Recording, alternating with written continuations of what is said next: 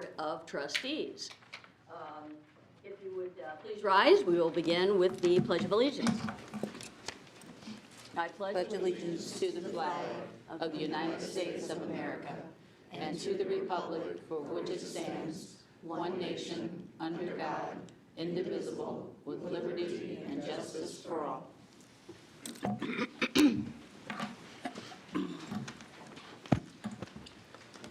And now we'll have the roll call of the members who are present. Tom Smith, representing the 3rd District. Good evening. Glenna Yale, 2nd District. Ann Duff, District at Large. Jordan Lebemoff, the 4th District. And I'm Julie Hollingsworth, elected from District 1. Not with us tonight are Maria Norman, who is ill, and Steve Corona, who is attending the National Association of Latino Elected Officials. Steve belongs to several national organizations, and we're lucky to have those connections to keep us informed on issues. To my far left is the clerk of the board, Janet Doherty. Good evening. Good evening.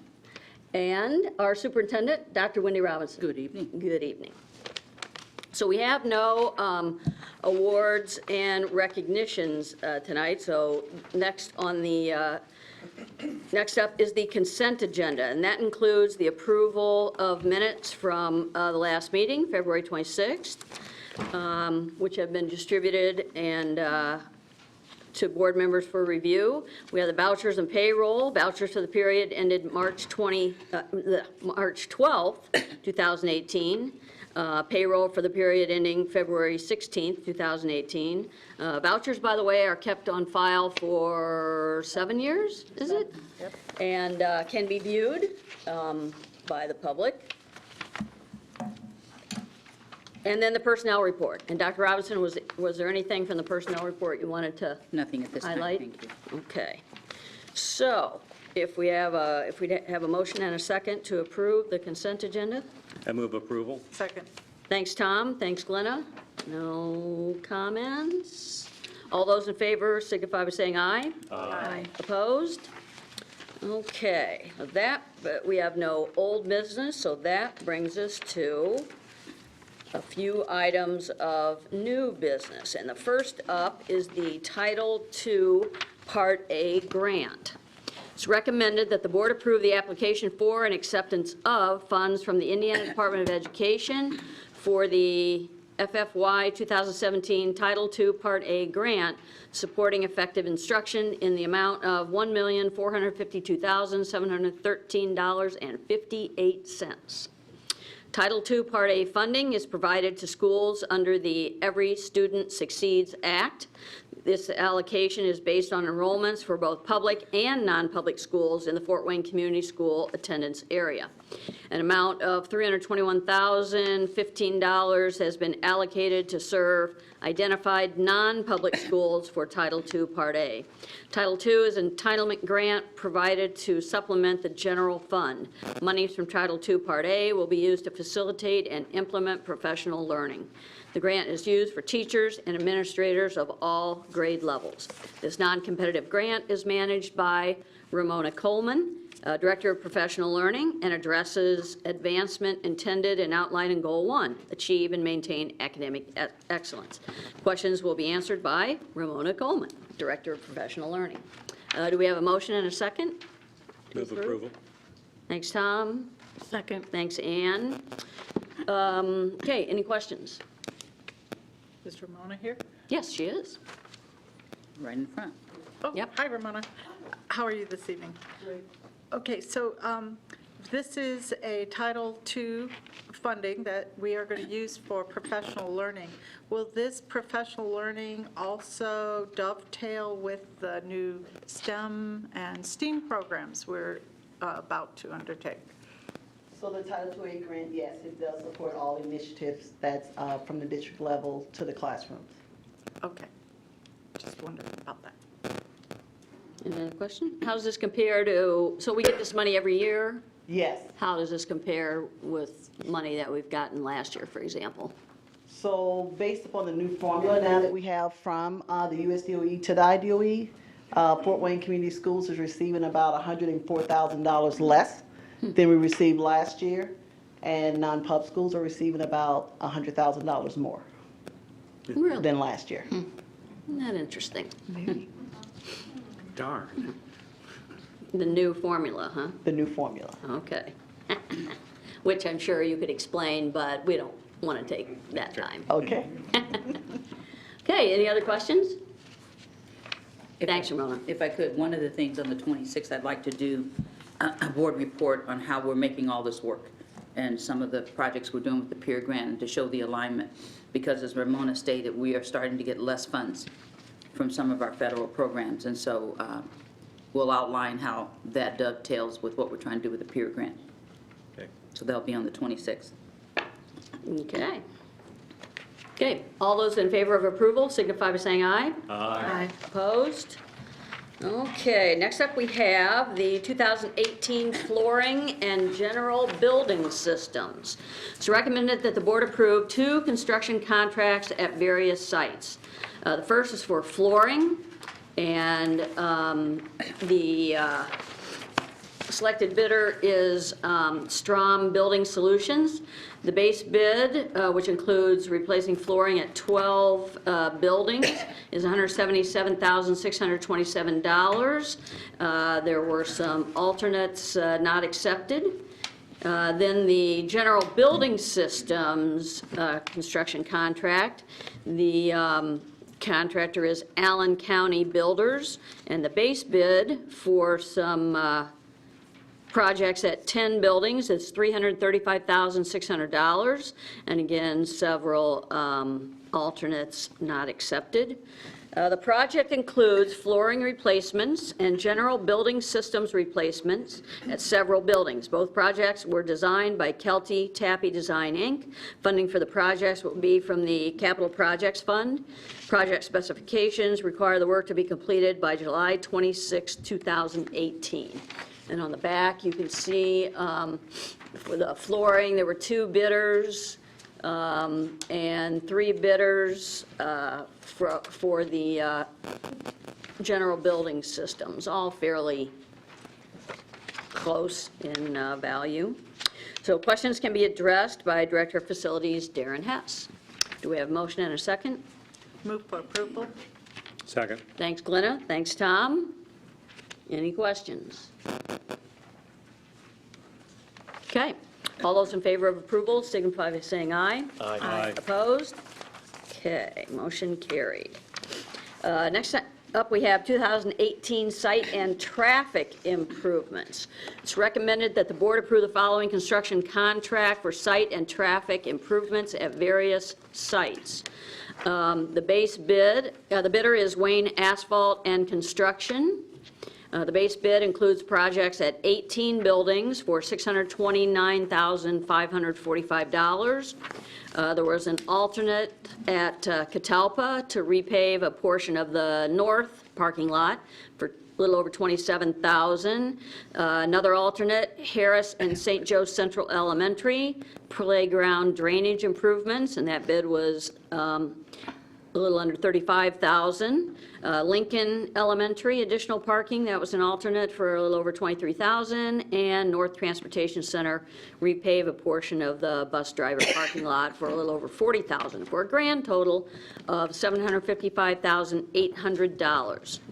This project includes miscellaneous asphalt repairs and resurfacing and drainage improvements, as well as concrete pavement and walk replacements at several buildings. The project was designed by MSKTD and Associates. Funding for the project will be from a combination of Capital Projects Fund and the School Building Basic Renewal, Restoration, and Safety Project, or the 2016 bond project. Project specifications require the work to be completed by August 3rd, 2018. Questions will be addressed by Director of Facilities Darren Hess. Do we have a motion and a second? So moved. Second. Thanks, Ann. Thanks, Jordan. Any questions? Okay, all those in favor of approval signify by saying aye. Aye. Aye. Opposed? Okay, that brings us to Electrical projects, 2018 electrical projects. It's recommended that the board approve the following construction contract for electrical projects at various sites. City Lights and Signals is the only bidder. So the base bid includes projects at 3 buildings for $169,859. One alternate not accepted. The project includes miscellaneous electrical and lighting projects at several buildings. The project was designed by Primary Engineering, Inc. Although we only received 1 bid, this recommendation is within the project budget. Funding for this project will be from the Capital Projects Fund. Project specifications require the work to be completed by July 26, 2018. And Darren is here again to answer any questions. We have a motion, second? Move Thanks. approval. Thanks, Tom, thanks. Second. Jordan? Any questions? Okay, all those in favor of approval signify by saying aye. Aye. Opposed? Okay. So now we have one more project, and that is the 2018 Southside High School bleacher gym renovation. It's recommended that the board approve the following construction contract for the 2018 Southside High School bleacher gym renovation. The contractor is Hamilton Hunter Builders, Inc. And you can see on the back, there were 3 bidders. The base bid for bleachers from a company called Intercal is for $391,475. There was 1 alternate accepted for bleachers at the ends of the gym, and that was for $80,000 for a grand total of $471,925. The project includes the replacement of the flooring and telescoping bleachers in the auxiliary gym and the telescoping bleachers in the main gymnasium at Southside High School. The project was designed by Elevatus Architecture. Funding for the project will be from a combination of the Capital Projects Fund and the 2016 bond fund. Project specifications require the work to be completed by July 25th, 2018. And Darren is here again to answer any questions. Do we have a motion and a second? Move approval. Thanks, Tom. Second. Thanks, Glenna. So, any questions? This is more out of curiosity, or I can't remember, but the main gym in Southside, is that the original one, or is that redone when they renovated Southside several years ago? The main gym was an addition in 1994. Okay. And then the auxiliary gym, that was an addition back in 1979. And then with, like these telescoping bleachers, are handrails a required feature? Yes, No. in 2003, they really updated the standards and the codes. And since these were 25 years old almost, and then the 1979 bleachers, the old wood bleachers and auxiliary, they do not. They meet current code, but they don't. They need several upgrades to meet to the exact standards of a newer update in 2011, I believe, or 2012. So we're money ahead because telescoping bleachers have a lifetime of 25 years. So to spend the money upgrading them, it doesn't make sense. We have several issues with the ones currently. Thank you. And the auxiliary gym currently has a synthetic floor, is that right? Yeah, it's a rubberized synthetic kind of- floor yeah. that was put down in 1979. Okay, so that's going to be wood floor. Correct. It'll have a wood floor overlay. And is Southside going to keep those, you know what I'm talking about? The look of the old gym, you know, those, Yeah. whatever, those low walls that they're attached to and telescope with the bleachers? Yeah, unfortunately, no. You cannot add or modify an existing engineered bleacher system no longer, and none of them offer that as an option. So no. I'm not sure that's so unfortunate, but I'm not a Southside alum. Don't Come after me. But I think that might kind of be a good thing. Okay, any other questions? Okay, thanks, Darren. And I might note, too, that we've gone through, what, 5 projects here, and I believe there were 5 different architects, so that's kind of nice to see. Yes, yes, sounds Spreading correct. the work around. And they're all Fort Wayne-based. Right, right, thanks. Okay, all those in favor of approval signify by saying aye. Aye. Opposed? Okay, so that brings us to the close of our official business. We don't have any reports or anything, so. President, if I may, I Yes. have just a couple of things. Okay, I wasn't sure if you want to do that now, Yeah, but well, I wasn't quite sure I'd have enough information to have, I can do it whenever you want me to. I can wait till later, however you want to handle it. go ahead. Okay. I'm sure most people in the audience are aware of the student protest scheduled for the 14th.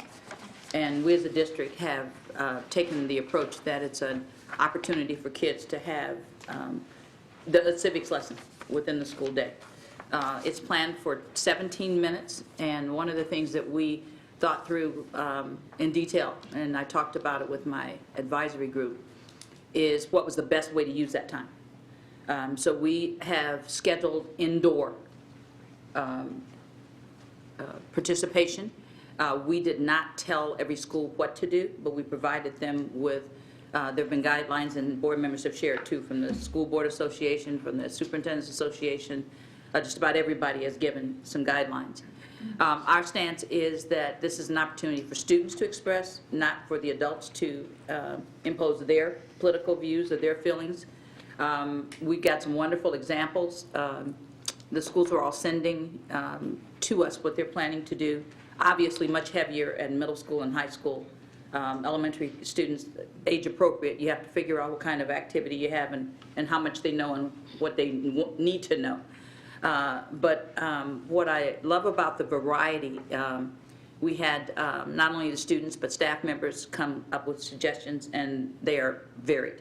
We've got probably 20 or 30 different ways that people are doing it, but all appropriate.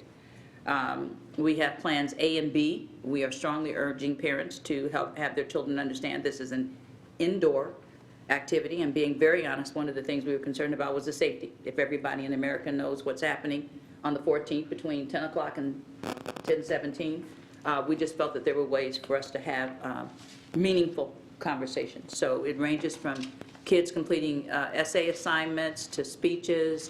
Some student councils have organized activities. I know that Wayne and Wayne New Tech are having some very specific exercises, 17 different exercises commemorating the 17 people who were killed. So just wanted parents to be aware. We've tried to communicate that, but we do intend to allow that to happen. We are not going to force students to be a part of it.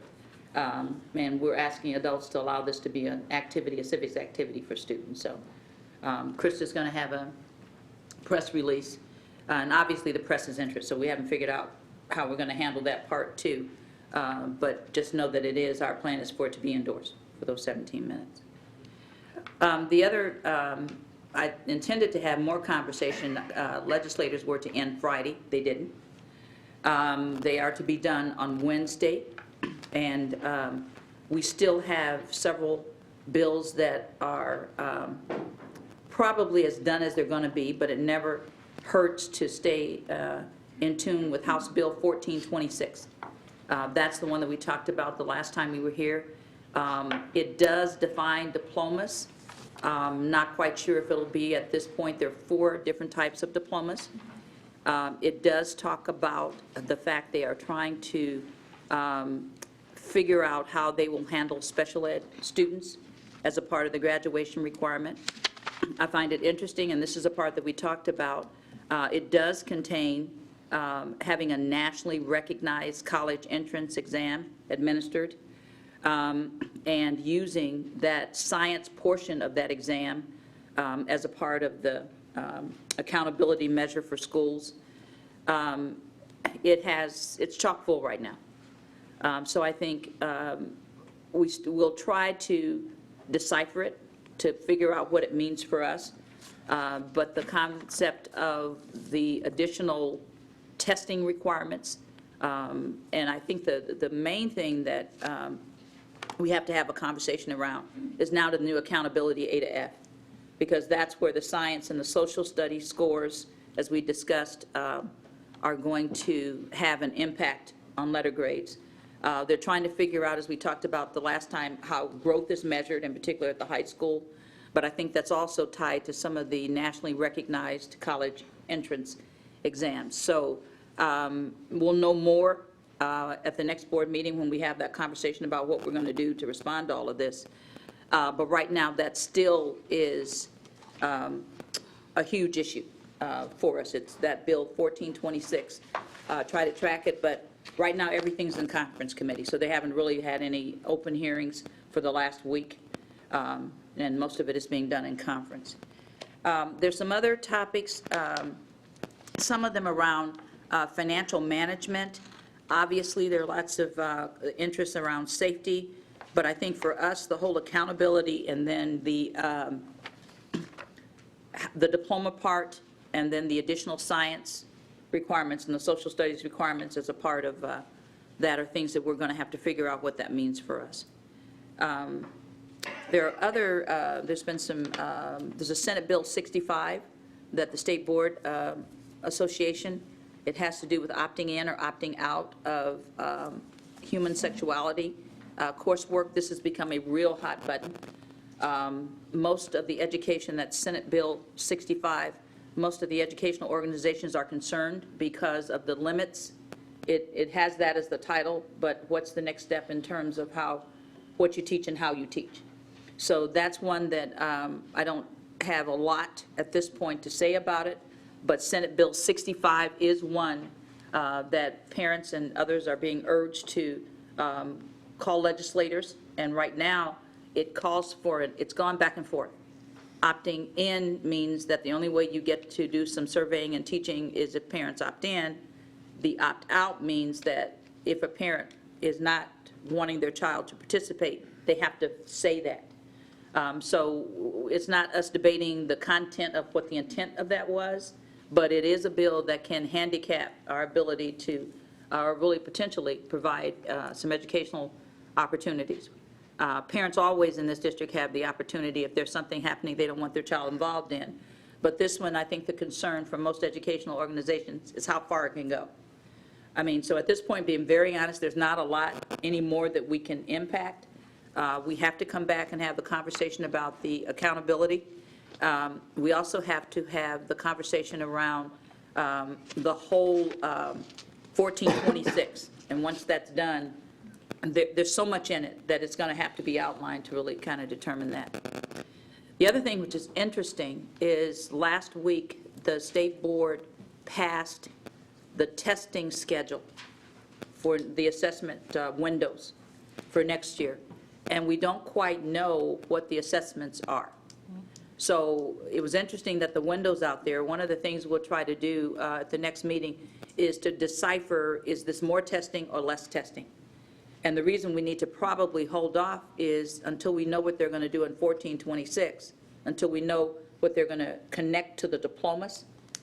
That may add another layer of testing, especially if now you're looking at the SAT and ACT and all those other pieces. So I don't have as much to say, that's why I didn't do a formal report. But those are the two right now, Senate Bill 65 and 1426. So just wanted to have those topics out about what's happening on the 14th.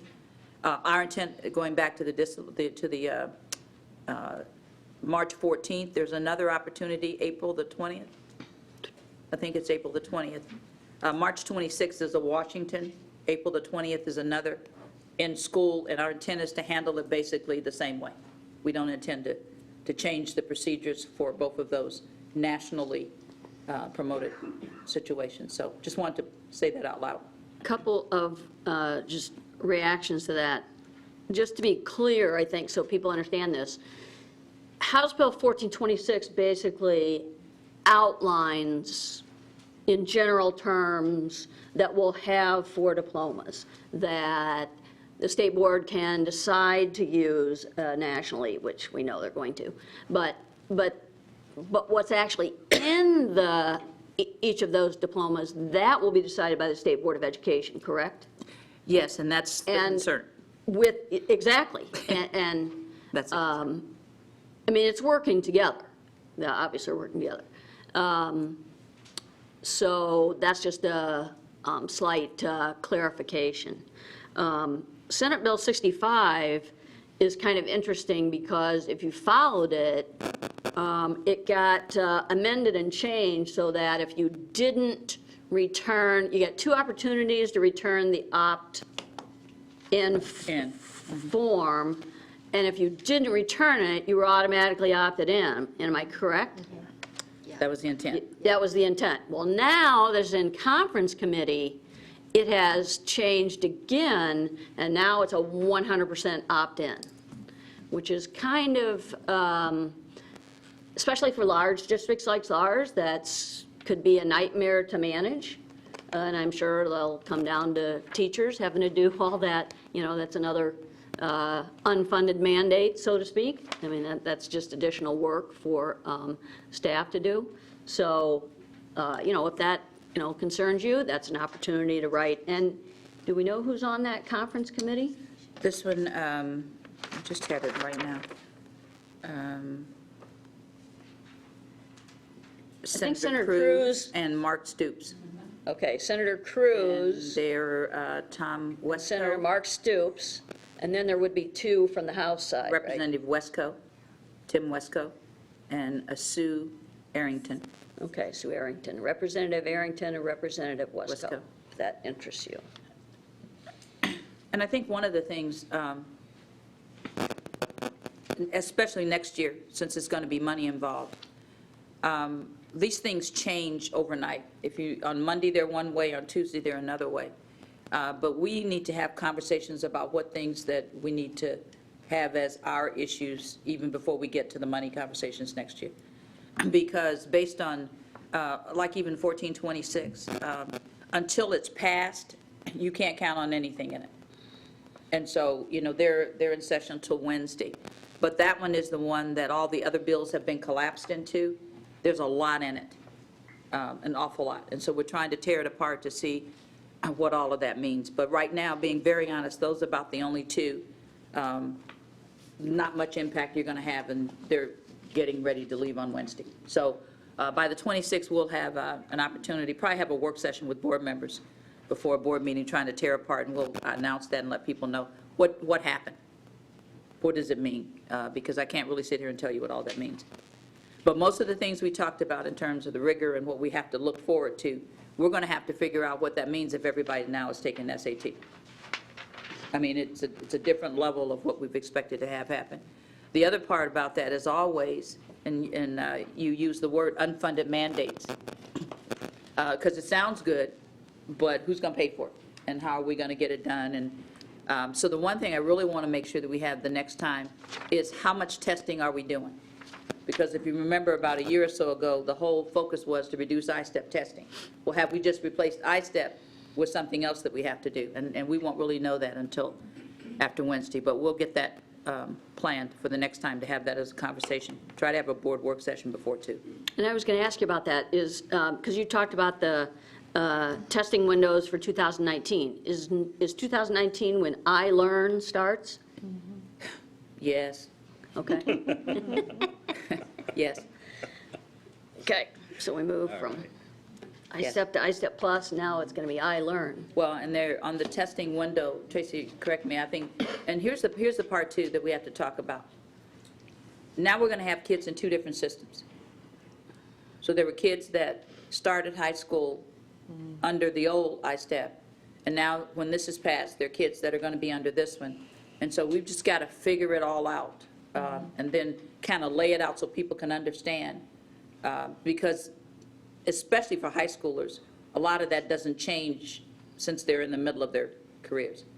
But we'll figure that out, and that'll be a part of what we talk about. We'll try to do one topic at a time, because it's going to be a lot. We'll just unravel the diplomas and the A to F part. So, thank you. Okay. Okay. Member comments? Tom? No, nothing tonight. Was able to sneak into the adult graduation ceremony that was at Northside earlier this week, and that was the first time I'd been there in quite a while, and it's just a real reminder. When you listen to the testimonies of these people who are going back as adults to get their graduation certificate or diploma, it is just really heartening to see where they came from and then what they had to overcome. Because again, as adults, you have other responsibilities. You're not just going to school. And it was really a touching ceremony. And I would encourage anyone who has the time to go and attend and cheer on those who are celebrating that accomplishment, because it really is something special. Yeah. I would like to thank you parents for coming back this evening. Hopefully, if you continue to attend the board meetings, you will become more educated in how decisions are made. And obviously, not everything comes locally. It starts at the State House or with the State Board of Education. And I've probably been pretty involved in advocating for like 6-7 years, and these last year or two, I just kind of have fallen off because it is a very frustrating task.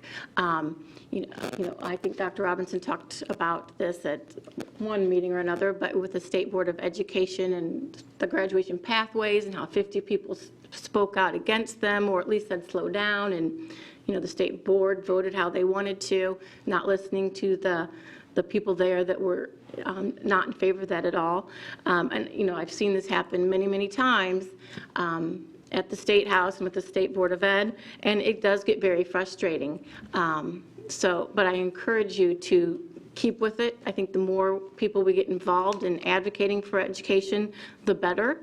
And I feel rejuvenated seeing how enthusiastic you guys are. Like I said, it's kind of waned since a couple of years ago. I used to watch all the state board meetings live stream and watch committee meetings at the State House, live stream those and write letters. And now I'm feeling that the inspiration to do that Mojo again. back? Yes, getting the mojo back. So I think that's because of you and, the enthusiasm that you guys have. So, and I'd be more than happy to help. I think I'm trying to, on your Facebook page, explain some of the things that have been happening and that type of thing. Thank you for inviting me to Croninger tomorrow night, and I will try my best to educate how I can, with, especially has been like the last 6 to 8 years of the big changes in education. So I look forward to tomorrow night, and thank you again for coming this evening. No comments. Dr. Robinson, anything else that popped into your mind? I know, I just to say this weekend was just absolutely phenomenal with the number of places our kids work. And I appreciate the coverage we're getting in the newspaper showing cheerleaders here or show choir there or athletics. I think sometimes we overplay athletics when there are kids doing all kinds of phenomenal things every weekend. One of the things we're going to try to start doing is making sure we highlight that. Because I was just blown away like the bowling team the other week. They're just things that our kids do that we don't think about. So for all the parents and the teachers and the administrators who were all over the state of Indiana on Saturday, just want to say thank you.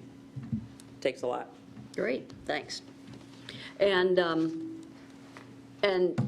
so, Ann, you are speaking, do I understand you correctly? You're speaking to the Croninger PTA? Yeah. Okay, Right, great, tomorrow night. great. And, for other parents at our other schools, if that thought hadn't occurred to you, I think anybody here on the board would be willing to do that, if you think your group would like to hear from us. But like Glenn, I went to the continuing education graduation Wednesday night, and like I think this is the 7th one I've been to in 8 years.